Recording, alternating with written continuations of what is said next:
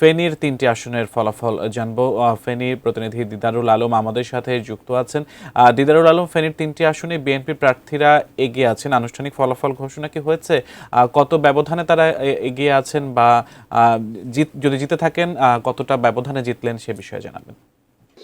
সিয়াম, এখনই কিন্তু আসলে ফেনীর যে ৩টি আসন, সেই ৩টি আসনের মধ্যে একটি আসনের এই মুহূর্তে ফল ঘোষণা চলছে। আমরা এটি হচ্ছে ফেনী সদর যে আসনটি, ফেনী ২, সেখানে আসলে কিছুক্ষণ আগেই এখানকার যিনি বিএনপির প্রার্থী অধ্যাপক ভিপি জয়নাল তাকে বিজয়ী ঘোষণা করেছেন, এবং তার প্রতিদ্বন্দ্বী প্রার্থী ছিলেন আমার বাংলাদেশ পার্টির মুজিবুর রহমান মঞ্জু।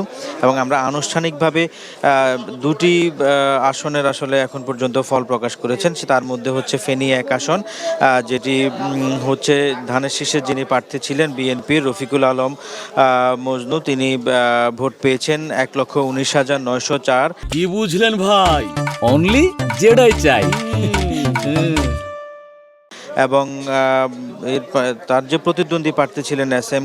কামাল উদ্দিন, তিনি দাঁড়িপাল্লায় তিনি ভোট পেয়েছেন ৮৫,৬১৫ ভোট। এবং এই এক আসনে কিন্তু আসলে যে গণভোটের যে বিষয়, সেখানে হ্যাঁ ভোট ৭০,৯৭৭, আর না ভোট পেয়েছে সেখানে ৩৪,৯৫৪ ভোট। এবং এর বাইরে ফেনী ২ আসনে মাত্রই ঘোষণা করেছেন এখানে বিএনপির যিনি প্রার্থী ভিপি জয়নাল, তিনি এখানে বিজয়ী হয়েছেন। এবং ফেনী ৩ আমরা আসলে সরকারিভাবেও এখনও কোনো ফলাফল ঘোষণা না হলেও আমরা বেসরকারিভাবে যে ফল পেয়েছি, সেখানে ১৬১ কেন্দ্রের যে প্রাপ্ত ফলাফল, সেখানে বিএনপির যিনি প্রার্থী ছিলেন আব্দুল আওয়াল মিন্টু, তিনি ১,৫৪,২২৭ ভোট পেয়েছেন। এবং তার প্রতিদ্বন্দ্বী যে প্রার্থী জামায়াতের, তিনি দাঁড়িপাল্লা থেকে তিনি ভোট পেয়েছেন ১,৮১,৮১ ভোট। এবং